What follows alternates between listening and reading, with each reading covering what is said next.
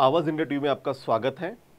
इस वक्त हमारे स्टूडियो में देश के जाने माने विचारक, चिंतक और एक अधिवक्ता एडवोकेट फिरदौस मिर्ज़ा सर है। सर, आपका बहुत बहुत स्वागत। आज हम चर्चा कर रहे हैं मणिपुर की घटना के संदर्भ में। आप सब ने वो वीडियो देखा होगा जिससे आपका दिल दहल गया, जिससे कई लोगों को रातों को नींद नहीं आई। और हमारे देश में इस तरह की ये जो वारदात हुई है, हालांकि ये पहली ऐसी वारदात नहीं हुई, लेकिन ये जिस तरह से रिपोर्ट हुई और लगभग 2 माह के बाद जब ये घटना वायरल हुई, ये वीडियो वायरल हुआ, उसके बाद जाके एफआईआर हुई, उसके बाद जाके एक्शन हुआ। और मणिपुर के सीएम ने भी कहा कि ये केवल एक ऐसी घटना नहीं है, ऐसी कई घटनाएं मणिपुर में हो रही है। लगभग 3 माह से मणिपुर सुलग रहा है। पहली बार पीएम मोदी की जो है रिएक्शन आई इस घटना के बाद में। हालांकि उससे पहले गृहमंत्री अमित शाह ने एक ऑल पार्टी मीटिंग की थी, लेकिन इसके बाद भी नतीजा कुछ हासिल नहीं हुआ। अब भी मणिपुर अशांत है। वहाँ के 2 समुदाय जो है कुक्की और मैतेई, इनमें विवाद और संघर्ष जारी है। तो इस सब घटनाओं पर विचार करने के लिए, चर्चा करने के लिए हमारे साथ मिर्ज़ा सर है। सर, आपका बहुत बहुत स्वागत है। सबसे पहले मैं जानना चाहूँगा कि जिस तरह की एक घटना हुई है और हमारे देश में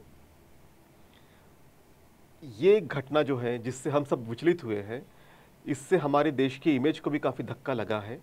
क्या सोचते हैं इस तरह का ये जो लोगों में ये इस तरह की विकृति क्यों आती है? अमन जी, सही मायने में ये हम दोनों का दुर्भाग्य है कि हमको इस टॉपिक पर बात करनी पड़ी। यस। जब ये पहली बार न्यूज़ आई 3 दिन पहले, तो उस दिन तो इतना विचलित हो गया मैं। मेरी एक मित्र है मुंबई में, वो भी वकालत करती है।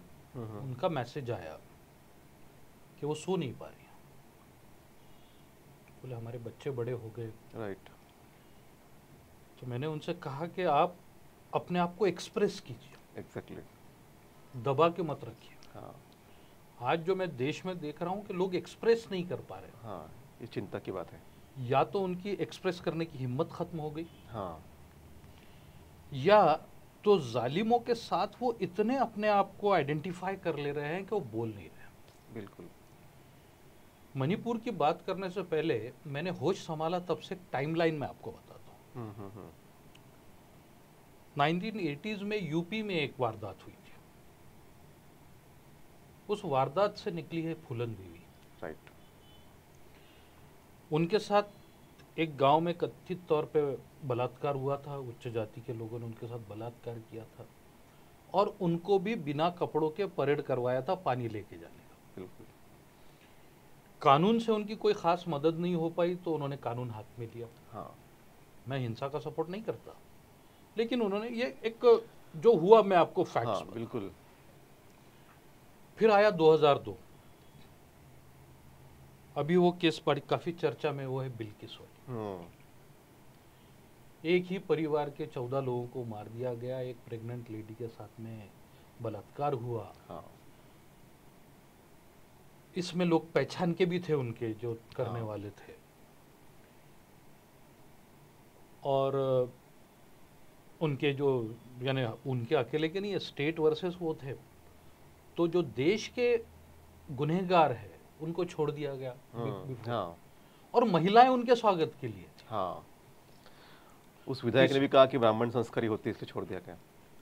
अब जो भी हुआ, उसके बाद हमारे एकदम नजदीक का खैर लांजी आता है। 2006। यस।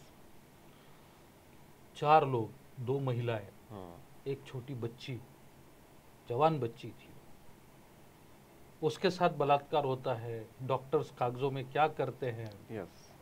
रिपोर्ट है यशदा का कि उन कागजों में फेरफार हुआ था, छेड़छाड़ हुई थी। लाशों को, नंगी लाशों को पूरे गांव में खींचा जाता है और पूरे गांव से कोई नहीं आता रोकने वाला। उसके बाद 2012 दिल्ली का निर्भया, जिससे कानून बदला। यस। फिर उन्नाव। हाँ। उन्नाव में एक पॉलिटिकल लीडर ने एक पिछड़ी जाति की बच्ची के साथ बहुत जुल्म किया, और जब उसने जुल्म के खिलाफ आवाज उठाई तो उसके पूरे परिवार को खत्म कर दिया गया। सुप्रीम कोर्ट को इंटरफेयर करना पड़ा, सिक्योरिटी देना पड़ी, लेकिन आम आदमी चुप था। बल्कि वो जो विधायक था उस टाइम जुल्म करने वाला, उसके साथ लोगों को खड़ा हुआ हमने देखा। यस, बिल्कुल। कठुआ, एक छोटी सी बकरवाल ट्राइब की बच्ची, यस, उसके साथ मंदिर में बलात्कार हुआ, पुजारी उसमें शामिल था। लोगों ने लेकिन रैलीज निकाली हाथ में तिरंगा लेकर के उन लोगों के फेवर में जिन्होंने बलात्कार किया था। बिल्कुल। सुप्रीम कोर्ट ने ट्रांसफर किया वो केस, राजस्थान में 6 लोगों को सजा हुई। उसके बाद में हाथरस, और अब ये मणिपुर। अब ये सारी केसेस अगर देखें तो मैं आपसे पूछता हूं कि कौन सी ऐसी केस थी जिसमें सबसे ज्यादा शोर मचा था, सबसे ज्यादा एजिटेशन हुए? निर्भया की। वो थी निर्भया की केस। बाकी केसेस में हम शांत थे, यस, जैसे हम मणिपुर में शांत थे। क्या हम इसका कारण जानने की कोशिश करते हैं? मीडिया ने काफी हाइप दी थी उस समय, मेन स्ट्रीम मीडिया ने। इस बार मेन स्ट्रीम मीडिया शांत है। उस टाइम हमको ये देखना होता है, मैं अक्सर देखता हूं आजकल कि विक्टिम कौन सी कम्युनिटी से, कौन से क्लास से आता है, सही है, और जुल्म करने वाला कौन सी कम्युनिटी, कौन से क्लास से आता है। सही बात है। फूलन देवी, बिल्किस, खैरलान जी के लोग, इनके साथ जो हुआ कठुआ, ये विक्टिम्स, या मणिपुर, इन विक्टिम्स के साथ इसलिए हुआ कि विक्टिम एक पर्टिकुलर कम्युनिटी को बिलोंग करता है, लोअर कास्ट के, इसलिए उनके साथ ये जुल्म हुआ। राइट। उनसे कोई दुश्मनी नहीं थी, कोई पर्सनल लोगों की दुश्मनी नहीं थी, लेकिन उनको आइडेंटिफाई करके जुल्म हुआ, इसलिए हम चुप हैं। निर्भया को आइडेंटिफाई करके जुल्म नहीं हुआ। सही बात है। तो मुझे ऐसा लगने लगा कि हम जो भारतीय है, हम आइडेंटिफाई करके अगर जुल्म होता है और जालिम हमसे ज्यादा नजदीक का हमको लगता है, तो हम बिल्कुल आवाज नहीं उठाते। हमारी नजर में वो जुल्म नहीं होता, इसीलिए ये बढ़ता जा रहा है। और ये आज की हमारी शोचनीय बात है, हम संवैधानिक नैतिकताओं से कितने दूर जा रहे हैं। जी बिल्कुल। अब इसी में वो सारी संगठनाएं जो निर्भया के टाइम सारी कैंडल लाइट्स और ये सब लेके चल रही थी, वो कहाँ गई आज? सिलेक्टिव आउटरीच है। सिलेक्टिव आउटरीच है। जो कॉन्स्टिट्यूशनल बॉडीज है, लीगल बॉडीज है, वो चुप है। रेखा शर्मा को तो 30 दिन पहले मिला था इस तरह की घटना होने की बात कही गई थी, लेकिन उन्होंने एक्शन नहीं लिया, जो महिला आयोग के अध्यक्ष हैं। तो ये शोचनीय बात है। अब मणिपुर में जो हो रहा है, जो ऊपर ऊपर से दिखता है वैसा नहीं है। हमने एक नैरेटिव शुरू किया है पूरे देश में। हम लोगों को अदर, इंग्लिश का जो अदर है, यानी दूसरे, इस तरह से हम लोगों को ट्रीट करने लगे। राइट। हम ये पूछ रहे हैं कि आप यहाँ पे कब आए। हाँ। और ये नैरेटिव हम हर स्टेट में, हर एरिया में चलता हुआ देख रहे हैं। हाँ। जिसकी वजह से हर जगह कोई ना कोई अदर क्रिएट हो रहा है, और वो उस अदर को हम विलन के तौर पे पेश करने लगते हैं। जी हाँ।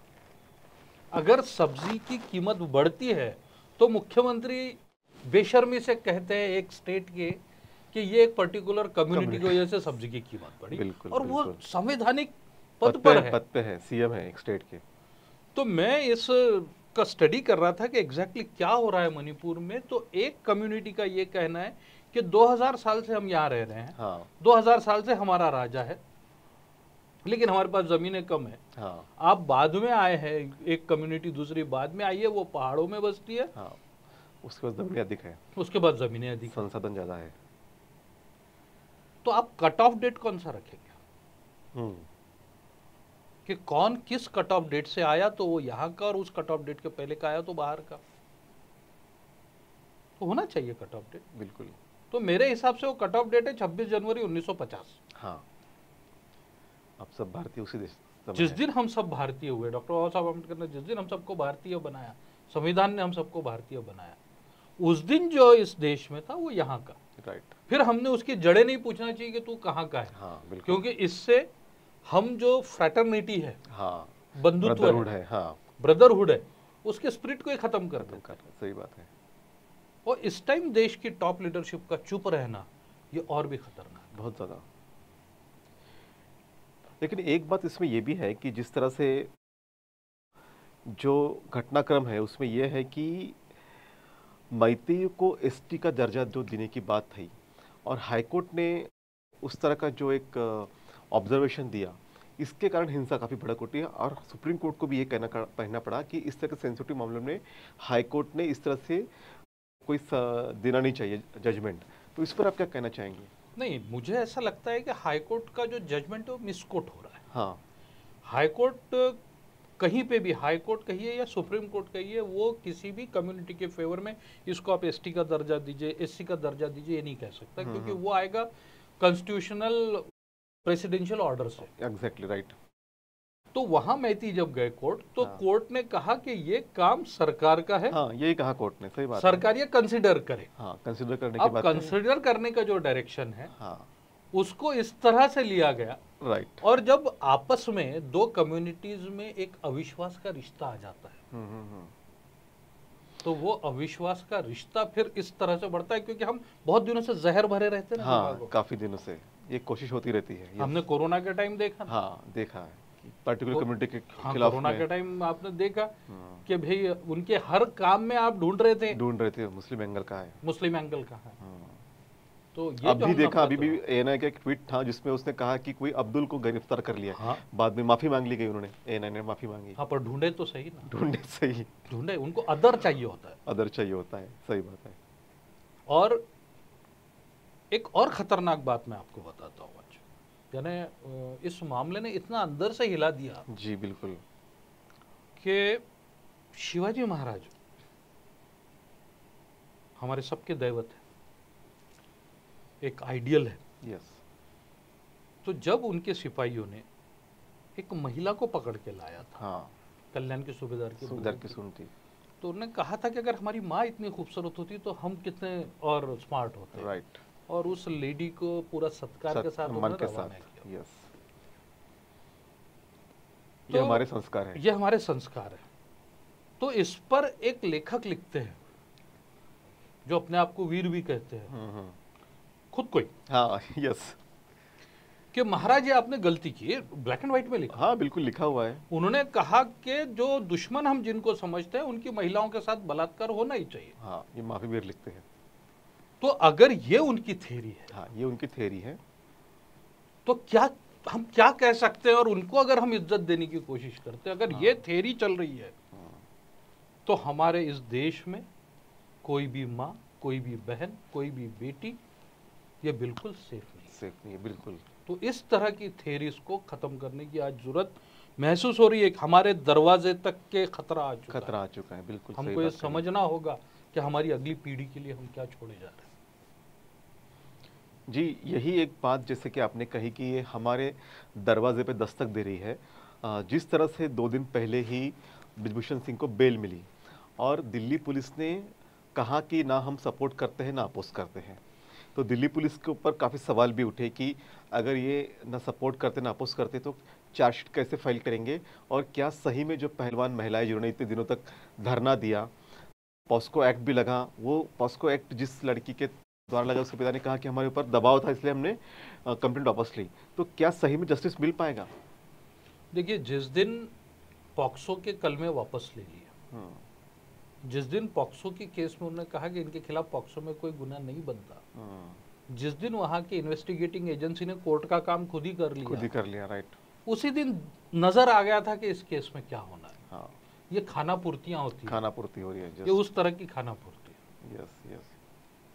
और एक दूसरी परेशान करने वाली बात जो मैं देख रहा हूं, मैं किसी भी मेन स्ट्रीम मीडिया चैनल को जब शुरू करता हूं, तो वो मणिपुर की बात शुरू करके पुरानी चीजें, दूसरे स्टेट की चीजें निकालते हैं और मणिपुर को डाइल्यूट करने की कोशिश करते हैं, या तो एक तरीके से उसको दूसरी चीजों का मिरर इमेज बता के जस्टिफाई करने की कोशिश कर रहे हैं। हाँ। सवाल सरकार से होना चाहिए या अपोजिशन से, तो उनके सवाल अपोजिशन से होता है कि आपने आवाज क्यों नहीं उठाई पहले।